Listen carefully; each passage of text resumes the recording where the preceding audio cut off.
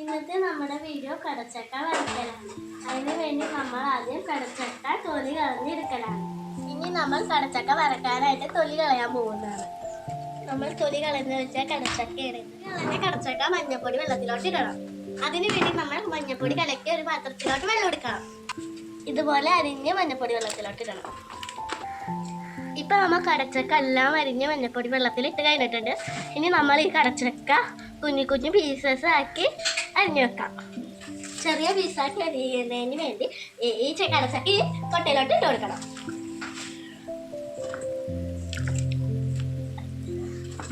ഇത് നമ്മ ഇവിടെ ചൂടാക്കി പാൻ വെച്ചിട്ടുണ്ട്.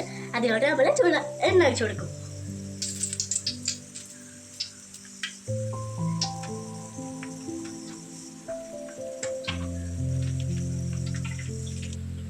ഇവിടെ നമ്മൾ അരിഞ്ഞ് വെച്ചേക്കണ കടച്ചക്ക നമ്മുടെ എണ്ണ ചൂടായിട്ടുണ്ട്. അപ്പോൾ നമ്മൾ ഈ അരിഞ്ഞ് വെച്ചേക്കണ കടച്ചക്ക നമുക്ക് എണ്ണയിലോട്ട് ഇടാം. എണ്ണ ചൂടായിട്ടുണ്ട്. അപ്പോൾ നമ്മൾ അരിഞ്ഞ് വെച്ചേക്കണ കടച്ചക്കയിലോട്ട് ഇടങ്ങനെ.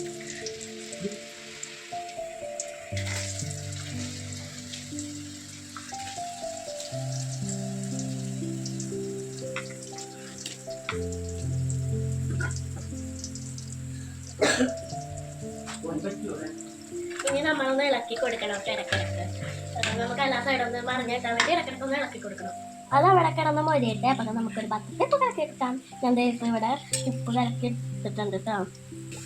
നമ്മുടെ കടച്ചക്ക മൂത്തിട്ട് എന്താ നമുക്ക് അതിലോട്ട് ഉപ്പുകൾ ഒഴിച്ചു കൊടുക്കാം.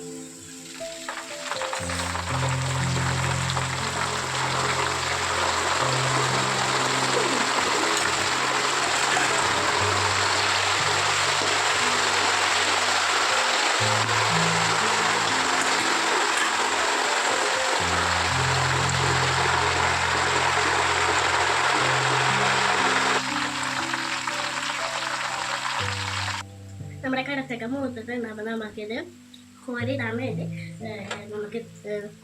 ഒരു പാത്രം എടുത്തിട്ടുണ്ട്. അപ്പം നമുക്ക് അതിലോട്ട് ഇട്ട് കൊടുക്കാം.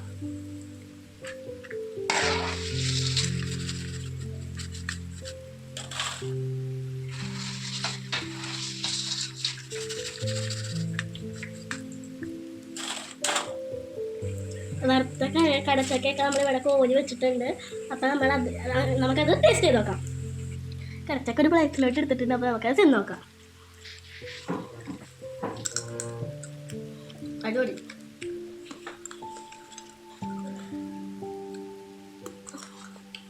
അടിപൊളിയിട്ടുണ്ട്. അപ്പോൾ നിങ്ങൾ